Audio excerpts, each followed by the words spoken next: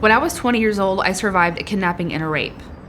And I felt like that robbed me of the life that I desired to pursue. To cope and mask and deal with that for years, I drank heavily and used a lot of drugs. As a person, I believed that at that moment, because of the trauma I had been through, not only with the rape and kidnapping at 20, but also significant abuse in my childhood, that I was not worth anything.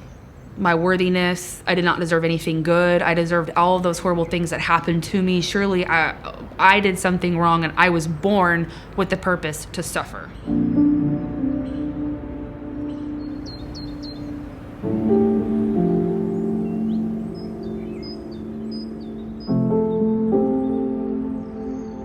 Over that 3-year journey, I was in hundreds of places in 6 different countries. Mountains, beaches, small villages, big cities, deserts.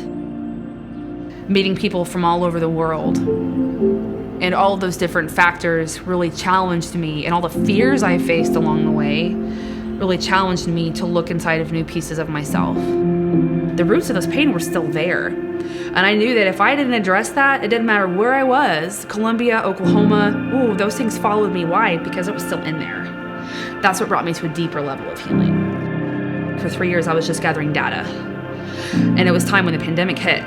It was time for me to get all of that data and start analyzing it, and it was time to get my story out. And I put all of this together as my story in the most authentic and raw, vulnerable way a person can, and I have given it as a gift to the world.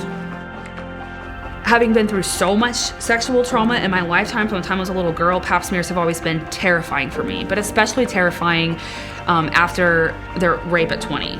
Because even though I went through all that trauma when I was a kid, I didn't really have pap smears. My first pap smear was the rape kit after my rape when I was 20. And I was like, what am I gonna do? Like, I came back here with 20 bucks in my pocket.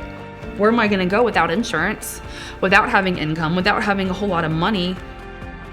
I had called Variety Care, and they said, we have a sliding scale payment system, so if you can pay cash. And it wasn't a walk-in, it was a place that I could actually establish care.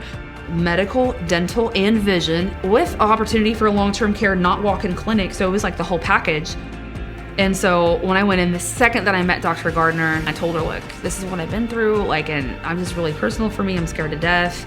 And she validated my story, first of all. It wasn't like in one ear, out the other, she cared, and she was able to empathize with me from a human level. They literally held my hand.